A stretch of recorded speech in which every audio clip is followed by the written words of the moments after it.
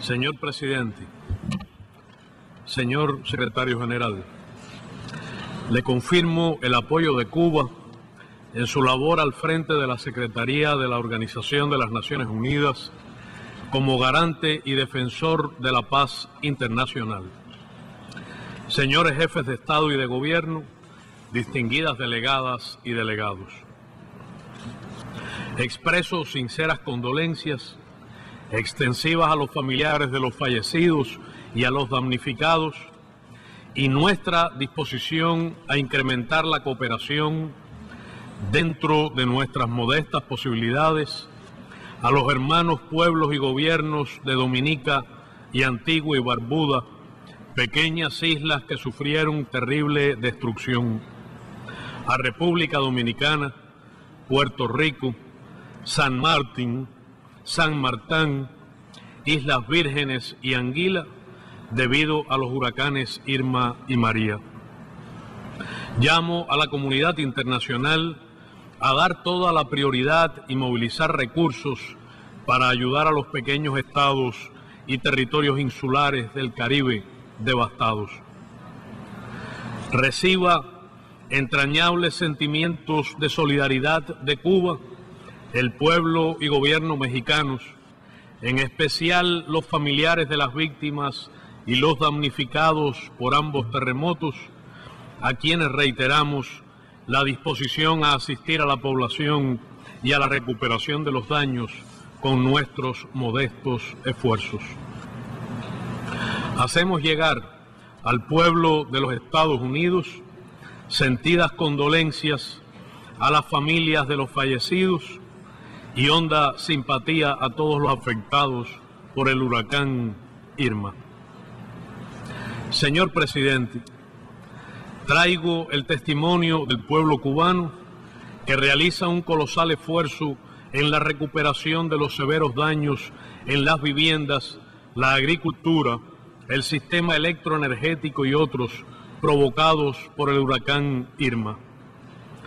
Pese a ingentes medidas de prevención, incluida la evacuación de más de 1,7 millones de personas y la total cooperación de los ciudadanos, sufrimos 10 fallecimientos.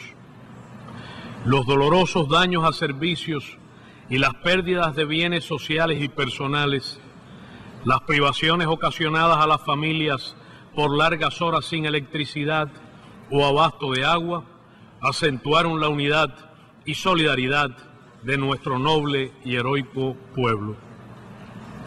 Se han repetido conmovedoras escenas de rescatistas entregando una niña salvada a su mamá, un pequeño recogiendo de las ruinas un busto de Martí, estudiantes ayudando a familias que no conocían, efectivos de las Fuerzas Armadas y el Ministerio del Interior haciendo los trabajos más duros, dirigentes locales encabezando las tareas más difíciles. El presidente Raúl Castro Ruz, desde la zona más devastada, emitió un llamamiento en el que escribió, y cito: «Han sido días duros para nuestro pueblo, que en solo pocas horas ha visto cómo lo construido con esfuerzo es golpeado por un devastador huracán. Las imágenes de las últimas horas son elocuentes, como también lo es el espíritu de resistencia y victoria de nuestro pueblo que renace con cada adversidad». A nombre del pueblo y gobierno cubanos, agradezco profundamente las sentidas muestras de solidaridad y afecto de numerosos gobiernos, parlamentos, organizaciones internacionales y representantes de la sociedad civil. Expreso honda gratitud ante los diversos ofrecimientos de ayuda recibidos. Señor presidente, guardo viva y emocionada memoria de la imponente presencia y de las ideas enormemente vigentes expresadas en esta asamblea por el comandante en jefe de la Revolución Cubana, Fidel Castro Ruz. Agradezco, a nombre de nuestro pueblo y gobierno, los sentimientos de respeto, afecto y admiración recibidos de todas las latitudes. Señor presidente, el pasado martes el presidente Donald Trump vino a convencernos de que uno de sus propósitos es promover la prosperidad de las naciones y de las personas. Pero en el mundo real, 8 hombres poseen en conjunto la misma riqueza que los 3.600 millones de seres humanos que integran la mitad más pobre de la humanidad. En términos de facturación, 69 de las 100 mayores entidades del mundo son empresas transnacionales, no estados. Juntas, las 10 mayores corporaciones del mundo tienen una facturación superior a los ingresos públicos de 180 países sumados. Son extremadamente pobres 700 millones de personas. 21 millones son víctimas de trabajo forzoso. 5 millones de niños murieron en 2015 antes de cumplir 5 años por enfermedades prevenibles o curables. 758 millones de adultos son analfabetos. 815 millones de personas padecen hambre crónica. Decenas de millones más que en 2015. 2.000 millones están subalimentadas. De recuperarse el precario ritmo de disminución de los últimos años, ahora interrumpido, 653 millones de personas seguirán hambrientas en 2030 y no sería suficiente para erradicar el hambre en el 2050. Hay 22,5 millones de refugiados. Se agravan las tragedias humanitarias asociadas a los flujos de migrantes y su número crece en un orden económico y público y político internacional claramente injusto. La construcción de muros y barreras, las leyes y medidas adoptadas para impedir las oleadas de refugiados y migrantes han demostrado ser crueles e ineficaces. Proliferan políticas excluyentes y xenófobas que violan los derechos humanos de millones de personas y no resuelven los problemas del subdesarrollo, la pobreza y los conflictos, causas principales de la migración y la solicitud de refugio. Los gastos militares ascienden a 1,7 millones de dólares. Esa realidad contradice a quienes alegan que no hay recursos para acabar con la pobreza. Pero la Agenda 2030 para el Desarrollo Sostenible carece de medios de aplicación por egoísmo y falta de voluntad política de los Estados Unidos y otros países industrializados. ¿Cuál es la receta milagrosa que nos recomienda el presidente Trump a falta de los flujos financieros del Plan Marshall? ¿Quiénes pondrán ahora los recursos para ello? ¿Cómo puede esto reconciliarse con la idea de los presidentes Reagan hace décadas y Trump ahora de America First? ¿Ignora el presidente de Estados Unidos o tergiversa la historia y presenta como objetivo una quimera? Los patrones de producción y consumo propios del capitalismo son insostenibles e irracionales y conducen inexorablemente a la destrucción del medio ambiente y al fin de la especie humana. ¿Acaso pueden olvidarse las consecuencias del colonialismo, la esclavitud, el neocolonialismo y el imperialismo? Las décadas de sanguinarias dictaduras militares en América Latina pueden presentarse como ejemplo de un capitalismo exitoso. ¿Alguien conoce recetas de capitalismo neoliberal mejor aplicadas que las que destruyeron las economías latinoamericanas en la década de los 80? Es imprescindible e impostergable que las Naciones Unidas trabajen por establecer un nuevo orden económico internacional, participativo, democrático, equitativo e incluyente, y una nueva arquitectura financiera que tomen en cuenta los derechos, necesidades y particularidades de los países en desarrollo y las asimetrías existentes en las finanzas y el comercio mundial, resultado de siglos de explotación y saqueo. Los países industrializados tienen el deber moral, la responsabilidad histórica y cuentan con los medios financieros y tecnológicos suficientes para ello. Ni siquiera para los ricos habrá la prosperidad que se anuncia sin detener el cambio climático. Cuba lamenta la decisión del gobierno de los Estados Unidos, el principal emisor histórico de gases de efecto invernadero, de retirar a su país del Acuerdo de París. En el 2016, por tercer año consecutivo, se batieron los récords de aumento de la temperatura media global, lo que confirma al cambio climático como una amenaza a la supervivencia de la humanidad y al desarrollo sostenible de nuestros pueblos. Reiteramos nuestra solidaridad con los pequeños países insulares en desarrollo, especialmente del Caribe y el Pacífico, que son los más afectados por el cambio climático, para quienes reclamamos un trato justo, especial y diferenciado. Apoyamos también la atención prioritaria a las necesidades de África subsahariana. Señor presidente, el gobierno de Estados Unidos ha venido a decirnos que junto a la prosperidad, los otros dos bellos pilares del orden mundial son la soberanía y la seguridad. Es responsabilidad de todos preservar la existencia del ser humano frente a la amenaza de las armas nucleares.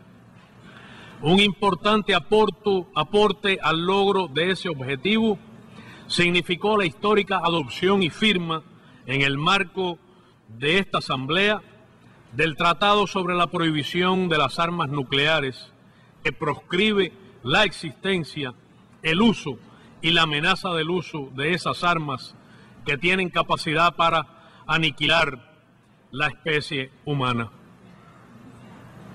Estados Unidos se opuso tenazmente a ese tratado, anunció que empleará 700.000 millones de dólares en gastos militares y desarrolla una doctrina nuclear y militar extremadamente agresiva, basada en la amenaza del uso de la fuerza y en el empleo de esta.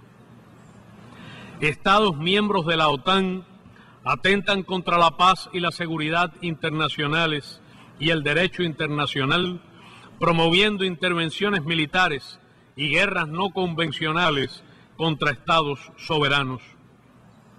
Como señaló el comandante en jefe de la Revolución Cubana, Fidel Castro Ruz, y cito, cese la filosofía del despojo y cesará la filosofía de la guerra.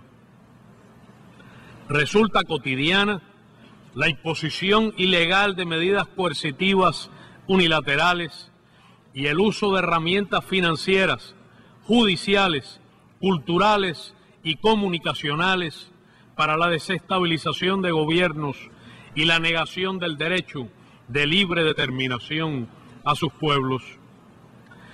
Crece la militarización y el uso encubierto de las tecnologías de la información y las comunicaciones para atacar a otros estados, mientras varios países desarrollados se oponen férreamente a la adopción de tratados internacionales que regulen la cooperación para lograr un ciberespacio seguro. El presidente estadounidense manipula los conceptos de soberanía y seguridad en su exclusivo beneficio y en detrimento de todos, incluidos sus aliados. La tentativa de utilizar la amenaza militar y la fuerza para detener la tendencia mundial irreversible al multipolarismo y policentrismo provocará graves peligros para la paz y la seguridad internacionales que deben ser defendidas y preservadas mediante la movilización internacional. Los principios de igualdad soberana, respeto a la integridad territorial y no injerencia en los asuntos internos de los estados deben ser respetados. La Carta de las Naciones Unidas y el derecho internacional no admiten ser reinterpretados. La reforma de las Naciones Unidas debe proponerse como objetivo esencial que ésta responda a las necesidades acuciantes de los pueblos y las grandes mayorías desfavorecidas. El multilateralismo debe ser protegido y reforzado frente a los intereses imperialistas de dominación y hegemonía. La democratización del Consejo de Seguridad, tanto en su composición como en sus métodos de trabajo, es un objetivo impostergable. El fortalecimiento de la Asamblea General y la recuperación de las funciones que le han sido usurpadas resulta imprescindible. Señor presidente, el patriotismo que se invoca en el discurso de los Estados Unidos es una perversión del humanismo, el amor y la lealtad a la patria y del enriquecimiento y defensa de la cultura nacional y universal. Encarna una visión excepcionalista y supremacista de ignorante intolerancia frente a la diversidad de modelos políticos, económicos, sociales y culturales. En los países desarrollados se agrava la pérdida de legitimidad de los sistemas y partidos políticos y se incrementa el abstencionismo electoral. La corrupción, legal o ilegal, hace metástasis, como es el caso extremo de los llamados intereses especiales o pago de corporaciones a cambio de beneficios en el país en que más dinero se gasta en campaña y donde, paradójicamente, se puede ser elegido con menos votos populares que otro candidato o gobernar con un apoyo ínfimo de los electores. Es creciente e insólito el uso de la ciencia y la tecnología para ejercer hegemonía, mutilar las culturas nacionales y manipular la conducta humana, como en el caso del uso político y publicitario de las llamadas Big Data o psicometría. 7 consorcios occidentales controlan férreamente lo que se lee, ve o escucha en el planeta. Prevalece el monopolio de las tecnologías. La gobernanza de las redes digitales es dictatorial y discriminatoria, y pese a las apariencias, la brecha digital entre países ricos y pobres crece. Se recortan las oportunidades y violan flagrante y sistemáticamente los derechos humanos de jóvenes, migrantes y trabajadores. Anteayer, el vicepresidente de los Estados Unidos, Michael Pence, afirmó en el Consejo de Seguridad, con absurdo desconocimiento de sus funciones y la pretensión de establecer nuevas prerrogativas, que el Consejo de Seguridad, debería modificar la composición y los métodos del Consejo de Derechos Humanos, que no merece su nombre, según dijo, porque una clara mayoría de sus miembros no cumplen siquiera los más básicos estándares de derechos humanos. Fin de la cita. Supongo que el señor Pence no incluye en el caso a su propio país, que lo merecería por su patrón de violaciones sistemáticas de derechos humanos, como el uso de la tortura, la detención y la privación de libertad arbitrarias, como ocurre en la base naval de Guantánamo, el asesinato de afroamericanos por policías, la muerte de civiles inocentes por sus tropas, la xenofobia y represión de inmigrantes, incluso menores, y su escasa adhesión a instrumentos internacionales. Señor presidente, reafirmamos nuestra más firme condena contra el terrorismo en todas sus formas y manifestaciones y rechazamos los dobles raseros en su enfrentamiento. La impostergable búsqueda de una solución justa y duradera al conflicto del Medio Oriente se sustenta en el ejercicio del derecho inalienable del pueblo palestino a la autodeterminación y a disponer de un Estado libre e independiente dentro de las fronteras anteriores a 1967, con su capital en Jerusalén Oriental. La cuestión del Sahara Occidental requiere un esfuerzo de conformidad con las resoluciones de Naciones Unidas, de modo que se garantice al pueblo saharaui el ejercicio de la autodeterminación y se respete su legítimo derecho a vivir en paz en su territorio. Cuba reafirma su apoyo a la búsqueda de una solución pacífica y negociada a la guerra en Siria, sin injerencia externa y con pleno respeto a su soberanía e integridad territorial. Se acrecientan los peligros a la paz y la seguridad internacionales derivados de la ampliación de la presencia de la OTAN en las fronteras de Rusia. Reiteramos nuestro rechazo a las sanciones unilaterales e injustas impuestas a ese país. Demandamos que se respete el denominado acuerdo nuclear con la República Islámica de Irán. Rechazamos la amenaza de destruir totalmente la República Popular Democrática de Corea, donde viven 25 millones de seres humanos. La guerra no es una opción en la península coreana. Amenazaría la existencia de cientos de millones de personas en esta y en los países vecinos y conduciría a una conflagración nuclear de consecuencias impredecibles.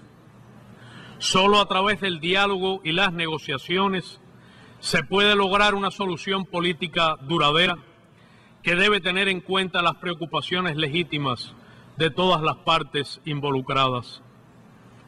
Apoyamos la desnuclearización total de la península coreana sin injerencia extranjera, con total respeto a la igualdad soberana e integridad territorial de los estados y con estricto apego al principio del no uso ni la amenaza del uso de la fuerza.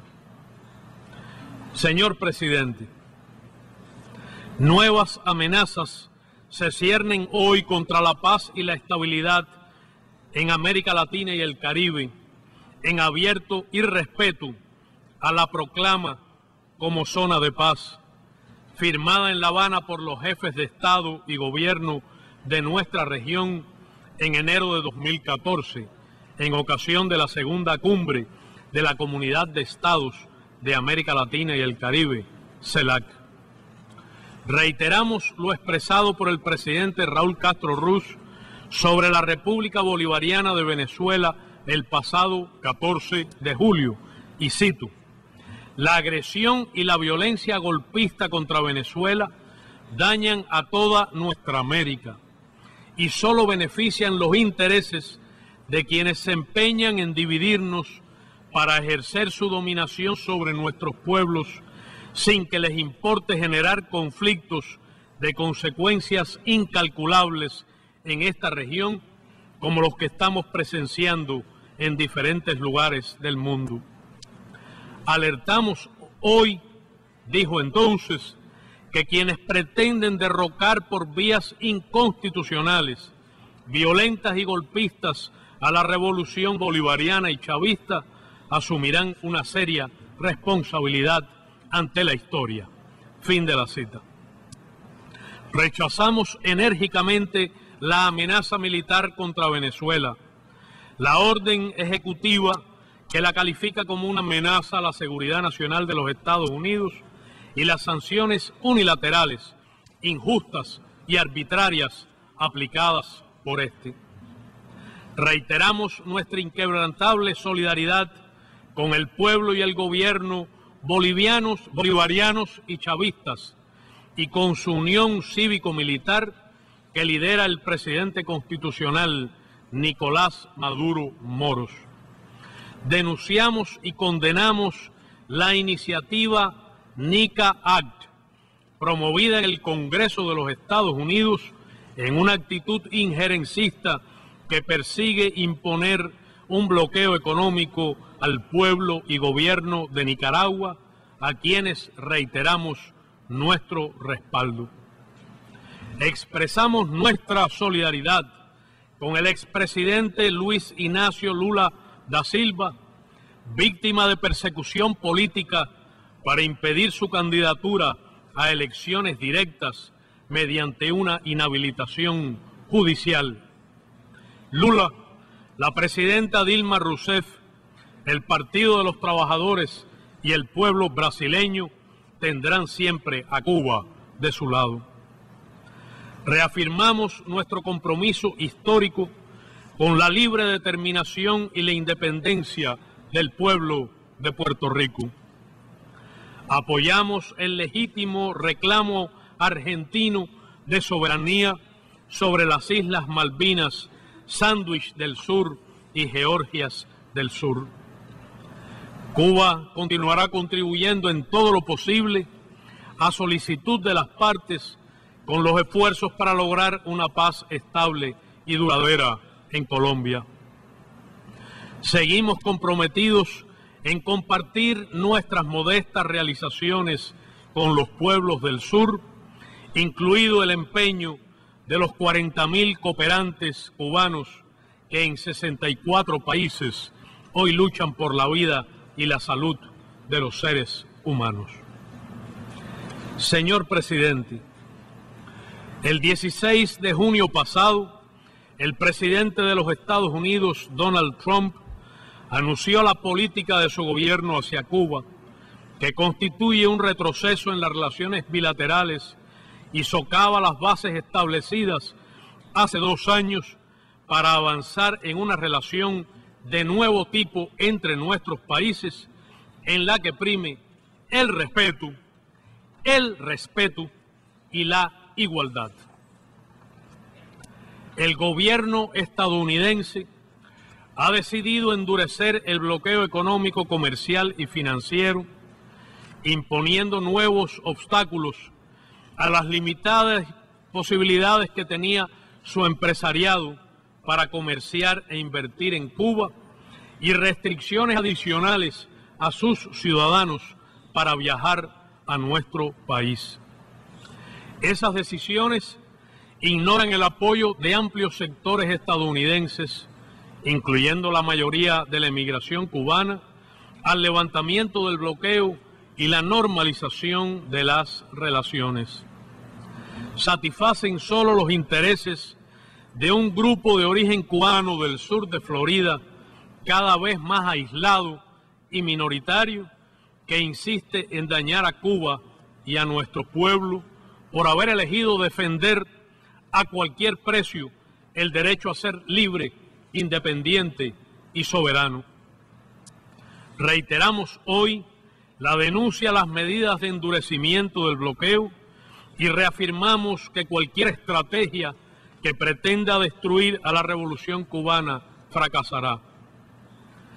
De igual forma, rechazamos la manipulación del tema de los derechos humanos contra Cuba, que tiene mucho de qué enorgullecerse por los logros alcanzados y no tiene que recibir lecciones de los Estados Unidos ni de nadie.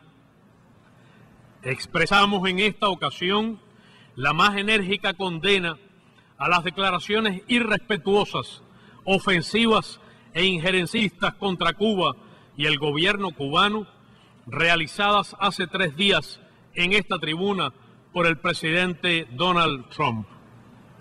Le recordamos que los Estados Unidos, donde se cometen flagrantes violaciones de los derechos humanos que suscitan profunda preocupación en la comunidad internacional, no tienen la más mínima autoridad moral para juzgar a mi país. Reafirmamos que Cuba nunca aceptará, jamás, condicionamientos ni imposiciones, ni renunciará a sus principios. En relación con los alegados incidentes que habrían afectado a funcionarios estadounidenses en La Habana, afirmamos categóricamente que el gobierno cubano cumple con todo rigor y seriedad sus obligaciones con la Convención de Viena sobre relaciones diplomáticas en lo referido a la protección de la integridad de todos los diplomáticos, sin excepción, incluyendo los de los Estados Unidos, y que Cuba jamás ha perpetrado ni perpetrará acciones de esta naturaleza, ni ha permitido ni permitirá que su territorio sea utilizado por terceros con ese propósito. Las autoridades cubanas, de acuerdo con los resultados preliminares de la investigación prioritaria y con alto componente técnico que están desarrollando por indicación del más alto nivel de nuestro gobierno y que ha tomado en consideración datos aportados por las autoridades de los Estados Unidos, hasta el momento no cuentan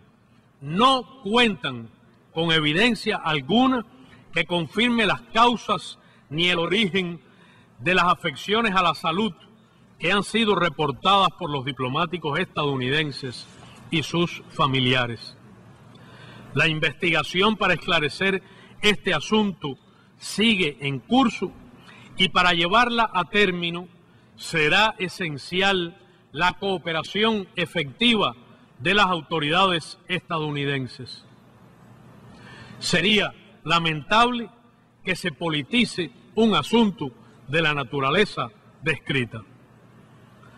Como ha expresado el presidente Raúl Castro Ruz, Cuba tiene la voluntad de continuar negociando los asuntos bilaterales pendientes con los Estados Unidos sobre la base de la igualdad y el absoluto respeto a la soberanía y la independencia de nuestro país, y de proseguir el diálogo respetuoso y la cooperación en temas de interés común con el gobierno estadounidense.